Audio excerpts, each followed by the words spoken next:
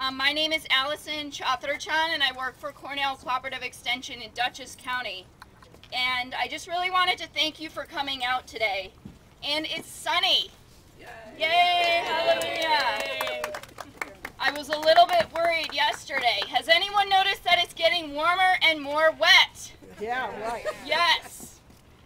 So I heard Bill McKibben speak at the Carey Institute this spring. Does anybody know who he is?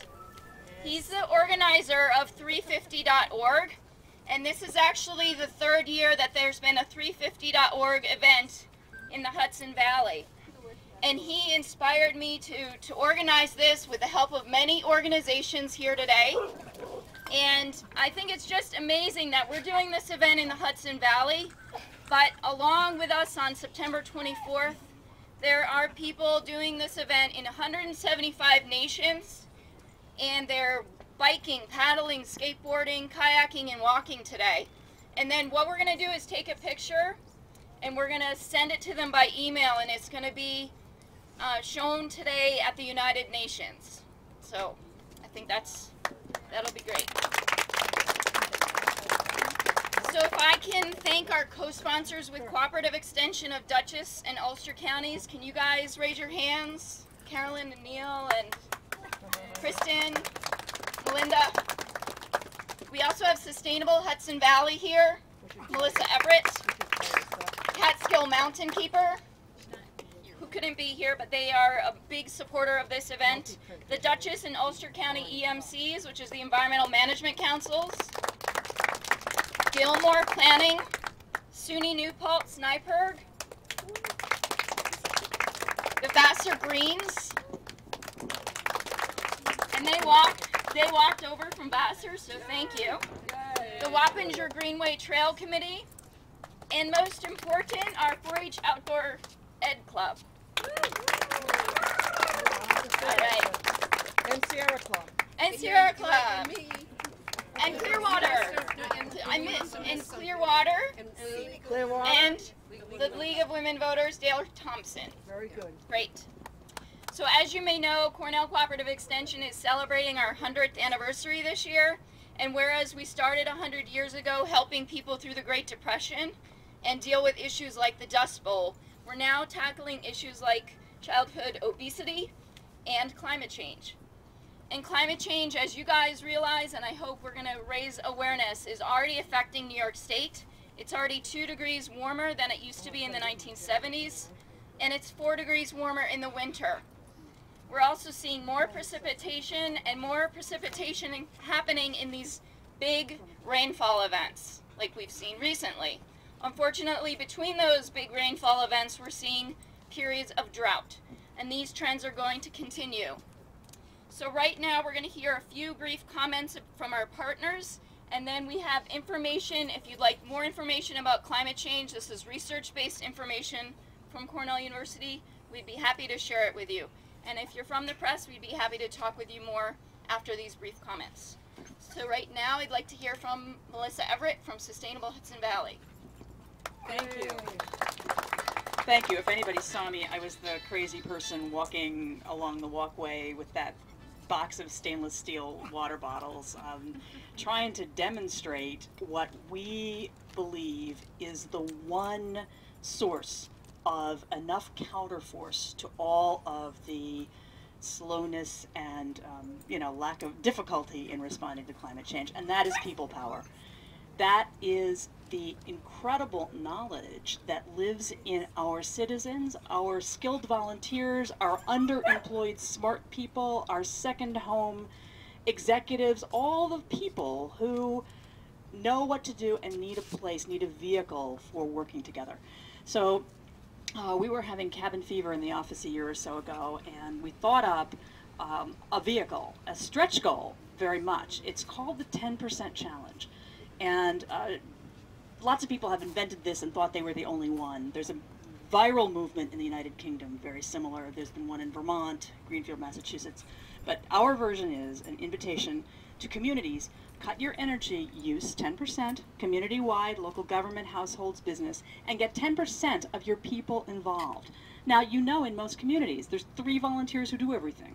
So more than the energy saving, the paradigm shift is about bringing people together. We have piloted this in Red Hook, the town and 2 villages, and Warwick, town and 3 villages. We've seen tremendous creativity from Red Hook Library getting a little kilowatt meter so people could measure their energy use to, you know, Warwick dedicating a science teacher. It's now scaling up in 14 communities representing over 100,000 people, and I couldn't be more thrilled. I am thrilled also to be with all of these people, and I am thrilled to have caught myself before I went on too long. Thank you very much. Who's next? So Vassar Greens, Jillian. Okay.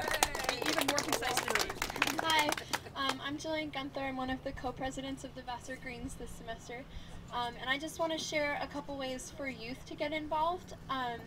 There are 2 main things going on right now. First is a youth activist organization that is happening statewide that came out of Power Shift last April. Power Shift is a huge conference that happens every 2 years in DC. It's a tremendous opportunity for grassroots organizing and just connecting to people on climate justice and all the issues that go along with that. And I'm happy to announce that the Green Umbrella, the Youth Activist Network in New York, is planning a Power Shift New York for this coming spring, and I really hope that we get a great turnout. The details will be coming out. If you're interested in becoming part of that, either in helping organizing or just staying in the loop, there's an email listserv that you can get on. If you'd like to know more, my email address is jiguenther@vassar.edu. And the really big push right now is on fracking, which is a really huge issue in this community and across the state. So I hope that you all get involved. Thank you. And Eric Wood from SUNY New Paltz, Sniper. Hello, my name is Eric Wood. I'm the project coordinator for the SUNY New Paltz chapter of NYPIRG, the New York Public Interest Research Group, and I just want to comment that students need to take action to combat climate change and implement sustainable steps towards a clean energy economy right now. They attend large institutions that can be epicenters for innovation, and students were at the forefront of advocating for positive change in our society in the times of anti-war protests and the civil rights movement, and climate change need be no different. So the time to act is now, and just want to let Natalie say a word here too. Thank you. Hi, my name is Natalie Mazer. I'm interning at SUNY New Paltz, specifically for the hydrofracking issue. I just want to talk about some stuff that New Paltz is doing. Right now, New Paltz is conducting sustainable renovations and leader in energy and environmental design lead certified construction projects. Because students spoke up through campus groups like the Student Senate, Students for Fresh Water, Students for Sustainable Agriculture, and NYPIRG. So, you know, we're making huge change, and students everywhere can do the same. So, thank you.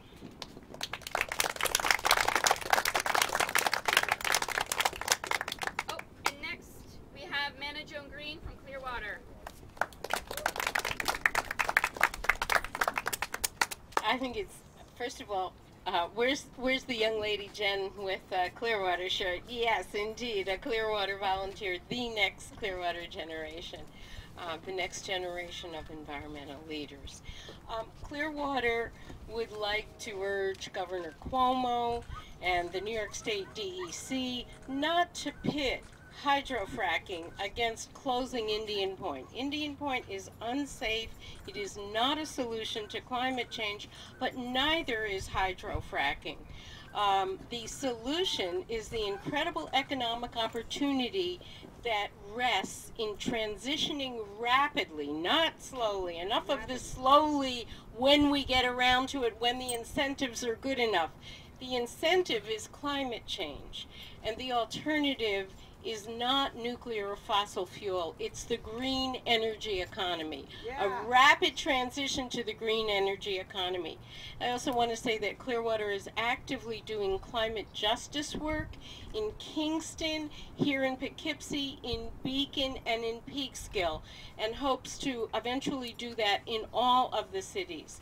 And that means looking at the impacts of climate change and finding ways to mitigate them, and also prepare and adapt for climate change, specifically with environmental justice communities, which are communities of color and low income, who generally have greater impacts when there are storms or flooding, and less mobility to flee if that's necessary.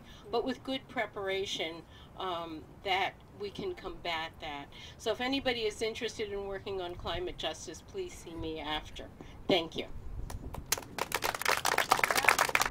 We now have Dare Thompson with the League of Women Voters. Amanda's a member too, so. Okay. The League nationally has this as a top priority, has for quite a while, right up there with healthcare reform for several years. These have been the two top priorities. We're an environmental organization, which a lot of people don't know, along with good government and other issues we care about. Locally, we're working on solid waste at the state level, hydrofracking, and so on. So we care about a lot of environmental issues, but climate change does take care of so many, it's an umbrella for so many of them. My message here today is a very practical one. I'm reminding you that you need to be politically involved as well as personally involved in your lifestyle and in every other way. So you have political power, and the number one way to use that isn't just to demonstrate and to, wear buttons and all, but to contact people who are making the decisions. Right now, you have every single county legislator up for office. Town supervisors are running, town boards are running. You may not know who these people are. Most people don't. And it's really important that you find out who in your community is running. These league membership little promotional pieces have the boards of elections for both counties. We serve both counties, so this is great to stand in the middle. It has that contact information so you can look it up. But the best way is to go down to your town hall and talk to the clerk, find out what's happening there, get involved, go to some meetings, and I will send you away with another kind of message of moderation. These people who run for office are dealing with a lot of difficult issues, and I just sat in on a meeting of the town supervisors in Ulster, and they're talking about the flooding situation, and they're talking about, oh good, DEC is going to, just give us an exemption from some of the permits, and the environment is sometimes seen as a barrier. Environmental concerns are seen as a barrier to getting a lot of their work done. The important thing is to get to hear their concerns and then figure out how you can help. We did an energy conference, several of us here together networked to put on an energy conference. We only really talked about money, how energy saving can save you money, and that's where people show up. Unfortunately, they don't. We're all environmentally concerned. We know how critically important this is to the next generation, but unfortunately that is not, as we've mentioned, not a view shared by everybody. But you can talk to people where they are, find out where they are and where the environmental message will resonate, and very often it's in the pocketbook. And be sympathetic with these folks. They are really dealing with a lot of tough stuff right now, and the economy is the worst of it. The 2% tax limitation. So sometimes these environmental concerns seem very airy-fairy, and I know we all know they aren't, but to them it just gets in the way. So figure out where they live, speak to them, go to candidate events. We're having several, but you should have them in your town, and if they're not happening, make them happen. Say, we need to hear from you. We need to talk about the issues that matter to us, and get involved. Great, and our next speaker is going to be Marie Elliott with our Reich Club.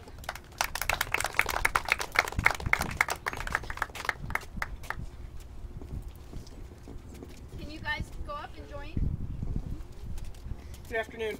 I just want to take this quick quick second to introduce you to the 4-H Outdoor Ed Club from Dutchess County. We have lots of youngsters, and our focus is outdoor education, outdoor activities, and getting the kids to appreciate the environment that's around them, and doing it in a fun way. So we encourage you to turn around, take a hike with Outdoor Ed.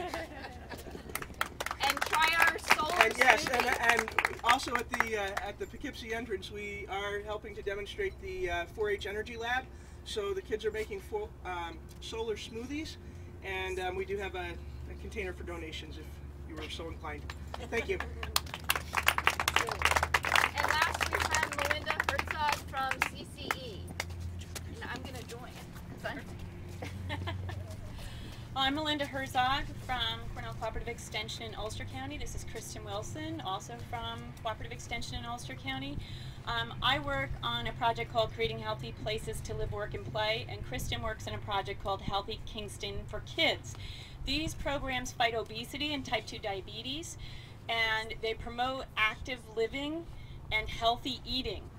Coincidentally, becoming more active is really great for the environment. Destination-oriented biking and walking is going to reduce your carbon footprint and be really good for, stopping climate change.